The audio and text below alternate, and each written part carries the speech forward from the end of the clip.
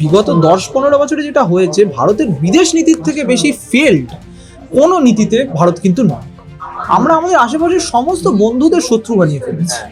এইটা আমাদের দেশের রাজনীতিতে হয়তো তাদের ভোট হয়, হয়তো বিজেপির ভোট হয়, পাকিস্তান, বাংলাদেশ এসব বলে টোলে, কিন্তু আদপে এটা লং টার্মে ভারতের জন্য ক্ষতিকারক।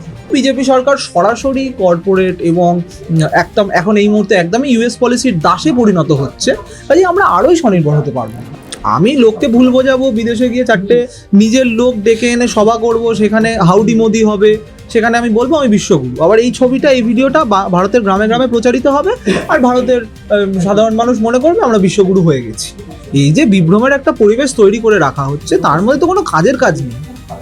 স্কিল ইন্ডিয়া কি হয়েছে, মেক ইন ইন্ডিয়া কি হয়েছে, আপনার মনে আছে এই ফ্রিডম 150 বা এরকম নামের একটা ফোন যেটা এসছিল 1000 টাকা 1500 টাকায় বানানো একটা ফোন, সে কি হয়েছে সেটা?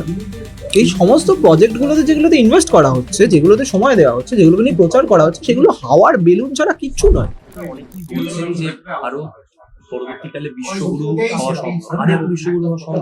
আমার নিজের মনে হয় যে এই যে বিশ্বগুরু কথাটা যেটা বলা শুরু হয়েছে, এটা একেবারেই 2014 পর থেকে একদমই ভারতের যে ধরনের বৈদেশিক নীতির ক্ষেত্রে যে ধরনের অ্যাম্বিশন ছিল, মানে অ্যাপারেন্টলি যে অ্যাম্বিশনগুলো ছিল নরেন্দ্র মোদী আসার পরে, যে একটা অনেক বেশি মুক্ত অর্থনীতি, অনেক বেশি কর্পোরেট নির্ভর অর্থনীতি, সেইটার উপর দাঁড়িয়ে নাকি ভারত, যেটা 80% অসংগঠিত খেটে খাওয়া মানুষের জায়গা, সেটা নাকি শুধুমাত্র কর্পোরেট অর্থনীতির উপর দাঁড়িয়ে বিশ্বগুরু হবে।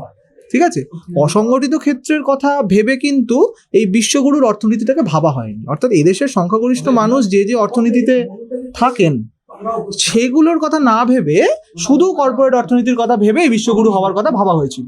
গ্রাম সেখানে বাদ পড়েছে, ফুটপাত সেখানে বাদ পড়েছে, শহর এবং গ্রামের যে সাধারণ মানুষ, তারা সেই উন্নয়নের প্রসেস থেকে বাদ পড়েছে। তো এই প্ল্যানটা কখনোই আপনার সাকসেসফুল হতে পারবে না, তার কারণ আপনি প্রথমেই এমন একটা পরিকল্পনা বানিয়েছেন যেখানে ভারতের 80% মানুষকে আপনি বাদ দিয়ে দিচ্ছেন। তারপরে আপনি ভাবছেন মধ্যবিত্ত এবং উচ্চ মধ্যবিত্তের জন্য ভেবে আপনি বলছেন বিশ্বগুরু হবে।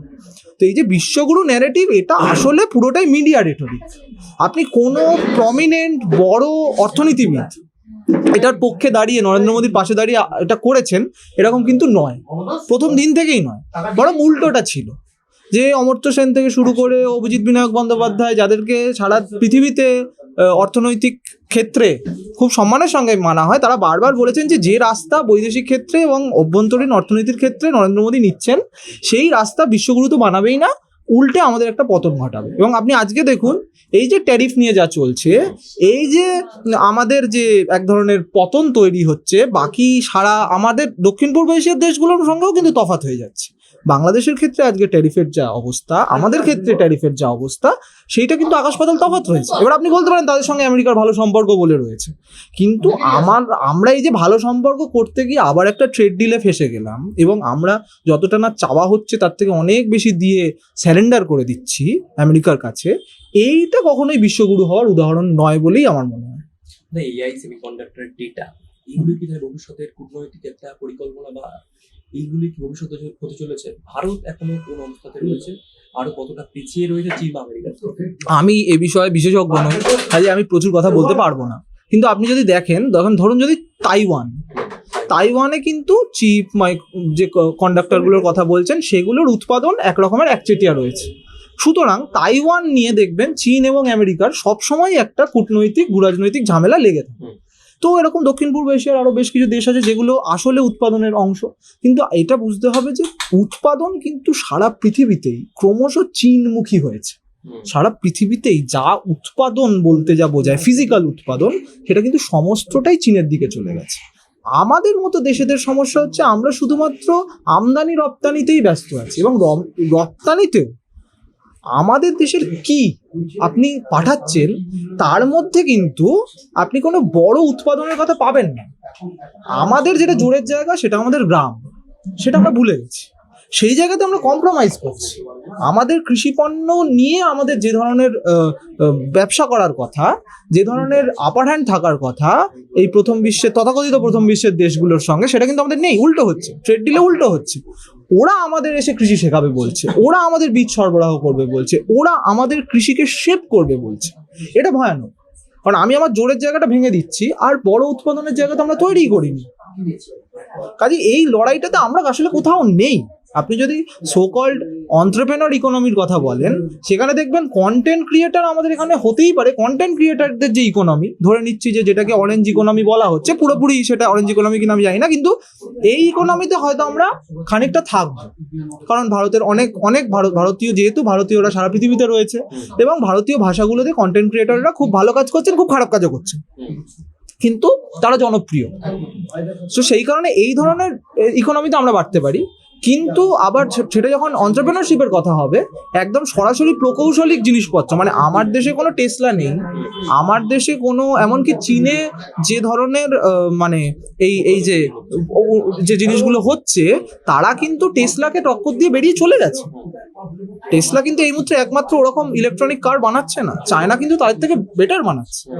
এবং এই সব কিছুতেই চায়না যে জায়গায় যাবে, ইউরোপ আমেরিকায় তো পারছে না, সেখানে ভারতের ক্ষেত্রে এটা অনেক দূরের ব্যাপার। এবং এইখানে একটা প্রশ্ন আমি রাখবো যে ভারত, আমরা জানি যে ভারত এত জনসংখ্যার একটি দেশ এবং সেই দেশে মূলত বিভিন্ন আমদানি হচ্ছে, বিভিন্ন সরবরাহ করা হচ্ছে আমাদের দেশে, কিন্তু উৎপাদন কিন্তু সেইভাবে হচ্ছে না এবং দেশীয় প্রযুক্তি একদমই নেই বললেই চলে। কেন ভারত কেন এত পিছিয়ে? তার কারণ হচ্ছে যে দেশীয় প্রযুক্তি মানে আমাদের দেশে কিন্তু জনতার প্রযুক্তি। আমাদের দেশের কৃষকরা, কারিগররা, যারা হাতের কাজ করেন, যারা হকাররা, যারা জিনিস বেচেন, তাদের জ্ঞান, তাদের ধারণা, তাদের মাটিতে কাজ করার অভিজ্ঞতাকে আমরা কোনোদিনই ধর্তব্যের মধ্যে নিইনি। আমাদের যে শিক্ষা ব্যবস্থা রয়েছে, সেখানে শ্রমকে ঘেন্না করতে শেখানো হয়। আমরা যখনই বেশি শিক্ষিত হয়ে যাই, আমরা আসলে শ্রম থেকে সরতে থাকি। পৃথিবীর অনেক দেশে কিন্তু ব্যবস্থা এরকম নয়, তাদের শ্রমের প্রতি একটা শ্রদ্ধা থাকে এবং শ্রম নির্ভর কাজ তারা পড়াশোনা করতে করতেই শেখেন বা করেন। ঠিক আছে, এটা আপনি বলতে পারেন যে এটা আপনি কি তাহলে বাজারে, খোলা বাজারে ছেলে মেয়েদের পড়াশোনা করার সঙ্গে সঙ্গেই তারা কি তাহলে লেবার হিসেবে তৈরি হবে? একেবারেই আমি সেটা বলছি না। আমি বলছি যে আমার দেশে নিজের প্রযুক্তিগত জায়গাতে যেখানে যেখানে জোর আছে, এটা শুধু এই কম্পিউটার, মোবাইল, সেমিকন্ডাক্টর, চিপ, এটার কথা ভাববেন না।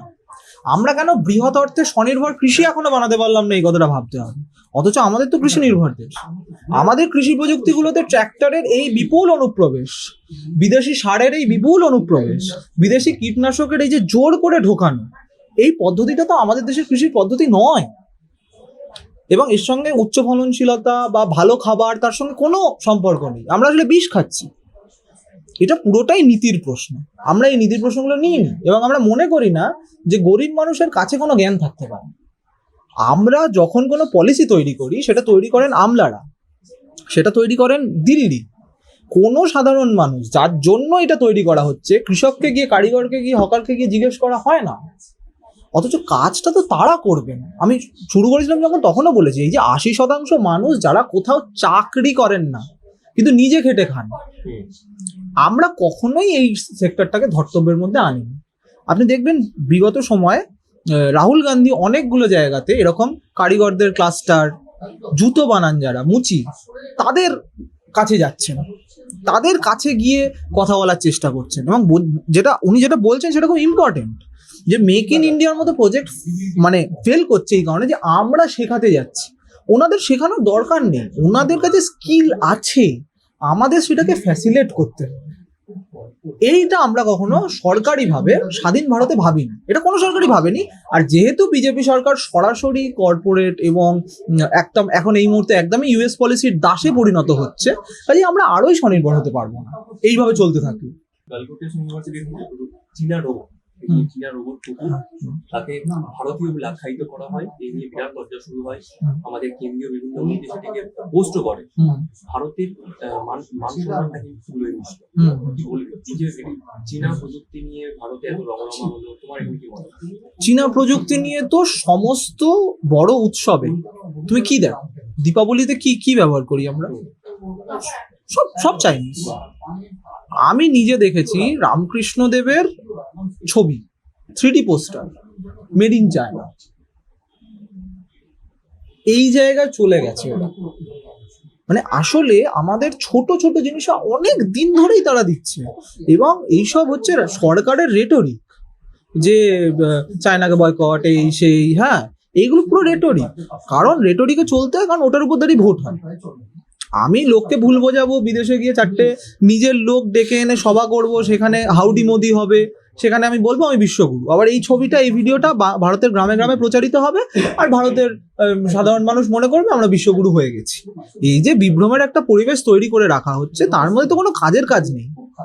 স্কিল ইন্ডিয়া কি হয়েছে, মেক ইন ইন্ডিয়া কি হয়েছে, আপনার মনে আছে এই ফ্রিডম 150 বা এরকম নামের একটা ফোন যেটা এসছিল, 1000 টাকা 1500 টাকায় বানানো একটা ফোন, সে কি হয়েছে সেটা? এই সমস্ত প্রজেক্টগুলোতে যেগুলোতে ইনভেস্ট করা হচ্ছে, যেগুলোতে সময় দেওয়া হচ্ছে, যেগুলোকে নিয়ে প্রচার করা হচ্ছে, সেগুলো হাওয়ার বেলুন ছাড়া কিচ্ছু নয়।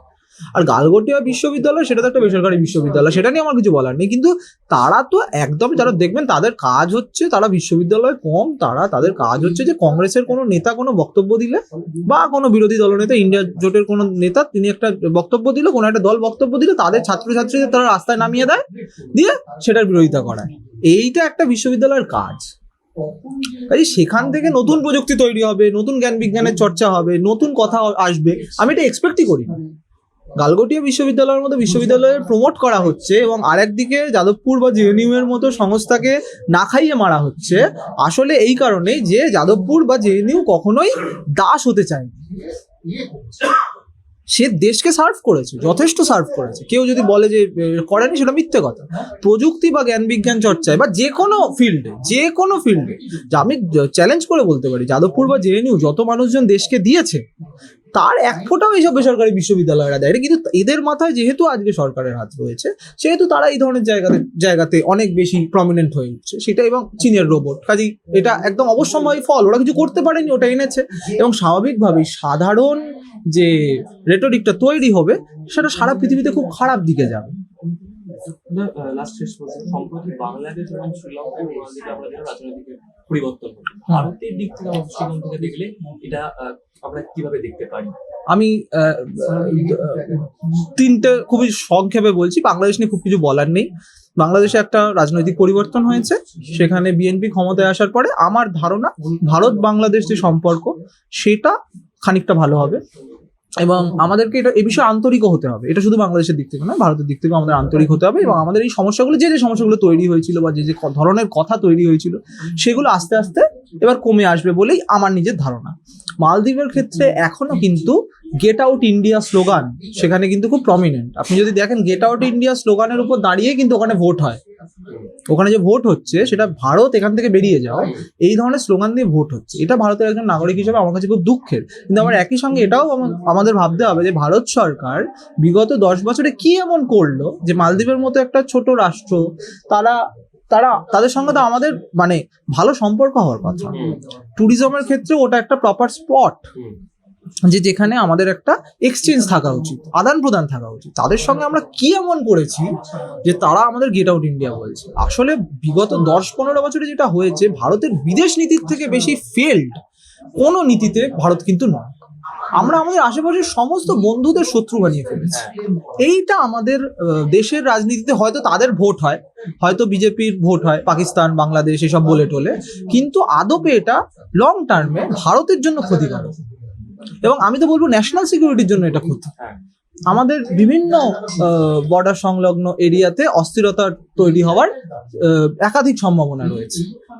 এইভাবে যদি আমাদের বিদেশ নীতি চলতে পারে, আমাদের বিদেশ নীতির ক্ষেত্রে সিম্প্যাথেটিক হতে হবে, এমপ্যাথেটিক হতে হবে, এবং কোনো দেশের আভ্যন্তরীণ বিষয়ে আমরা নাক গলাচ্ছি কিনা এটা নিয়েও আমাদের ভাবতে হবে। এটা ভারতীয় নাগরিক হিসাবে আমার কাছে অত্যন্ত লজ্জার, যখন অন্য একজন দেশের নাগরিক এসে বলে যে তার দেশের ভোটে দিনের পর দিন ভারত সরকার নাক গলিয়েছে। এটা আমাদের কাজ নয়, এবং এটার দায় আমরা কেন নেব এটার দায়? সাধারণ নাগরিকরা কেন এটার দায় নেবে? এবং দুটো দেশের সম্পর্ক যেখানে ভালো হওয়ার কথা, সেটা শুধুমাত্র কিছু একটা বিশেষ রাজনৈতিক দলের লাভ হচ্ছে বলে খারাপ হতে পারে না। আমরা বুঝতে হবে, আমরা দক্ষিণ পূর্ব এশিয়ায় থাকি, সকলে একসঙ্গে থাকি, ভারতীয় উপমহাদেশে থাকি, সেখানে সবাইকে একসাথে ভালোভাবে থাকতে হবে। এবং শ্রীলঙ্কার ক্ষেত্রে ব্যাপারটা অনেকটা সেটেল, কারণ শ্রীলঙ্কায় গণ অভ্যুত্থান পরবর্তী যে বামপন্থী সরকার এসছে তাদের অনেক সমস্যা আছে, আমি সেই নিয়ে ডিটেলে কথা বলবো না, কিন্তু সেটা হয়তো ভারতের জন্য অতটা থ্রেটনিং হচ্ছে না, কারণ তারা একই সঙ্গে ভারত এবং চীন দুজনের সঙ্গেই একটা ভালো সম্পর্ক রেখে চলার চেষ্টা করছে, একটা ব্যালেন্স স্ট্যান্ড পয়েন্ট নেওয়ার চেষ্টা করছে। বাংলাদেশের প্রশ্নটা আরেকটু ক্রিটিক্যাল।